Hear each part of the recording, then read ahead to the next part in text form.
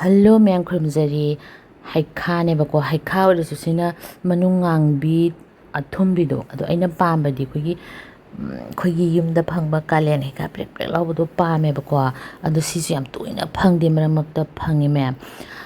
ado sisi chumna thumna maga so aina kharadi chagreba dam haw yowdeba thumbanina ado ay ngasidi ma'am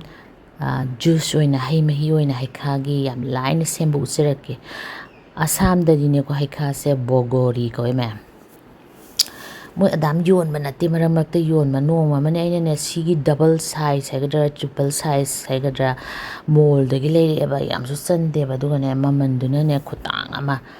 hawbudi hawi ko ado thumbarom da chatleba heikhagi mahawdo leiteba ado sisinabu sisu akhoi yumlomda manipurda phangbane sigi angang bise ado akhoina pamjabana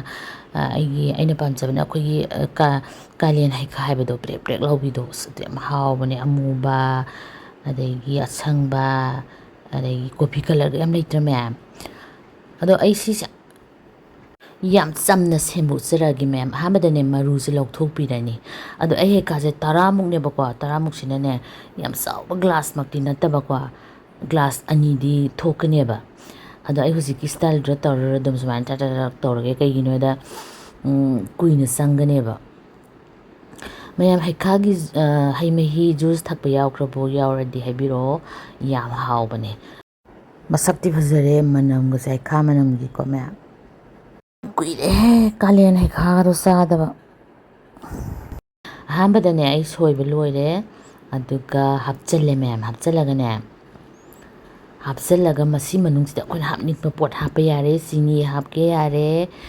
thum hapke yare morok khitang hapke yare kai hapninge do loi hap yare ado aidine yam samna yam simple loina thum khitanga morok powder khitanga hape ado kaiguma angang pithakadabu oiradi morok powder habi dasu yai aina morok khitang powder khitang hapchalle aduga ne thum khitang hapchalle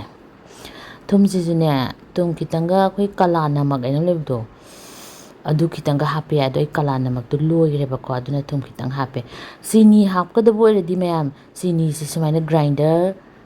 Hari takhai nga sida ne grinder nga sida happy odo idi sini hapoeba last ta sini sada ba kuire ai sini ji ka pam de ba kwa diabetes na bagi nataba aduga ne hujiki logi ba sam go samana ni ising glass ama hape aduga ai mase grinder da yenga ga anira ohumla takhai re haitare takhai ba sisune ko kupna takhai ba haitare mai makuse khara yawge to bane ba heikhagi ni makuse khara paraga dum leitra ado haikha aduga to yam pasana takhairabna ina pura aduga si marak sita yam nange di ising kirang hapke hasu yai ko ado ai haparo si sumainum thani ado kana gumana sumtho thakke hasu yai ko ado sumtho pe mahuta magi mapang yawase sin hena fiber ni ne healthy oigani ba ko ai ice kirang hape aduga chini gi mahuta honey kirang hape ain habdo sini hapto di hana grind to ba matam da hana hapiyo habdo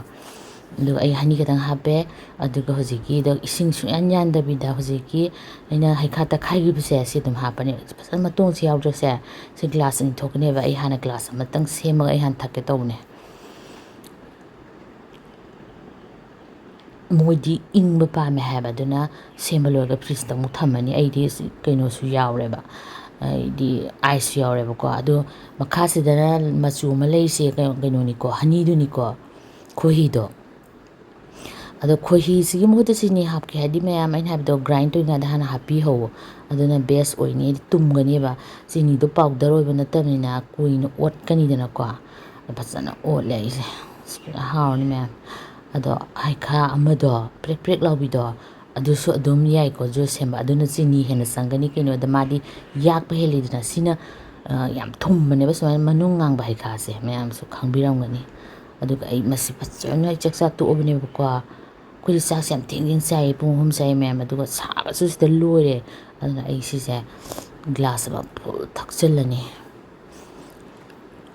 adu yam toina phangde ko mo se marang marak ta phangba ni mai maming do an habdo Assam da bogori ko we ma'am heikhagi kanaba se ko heart su phai hai adegi digestion su phai hai skin su phai hai like fiber yam yawani na constipation su phai hai ma'am ai phasana thak to ge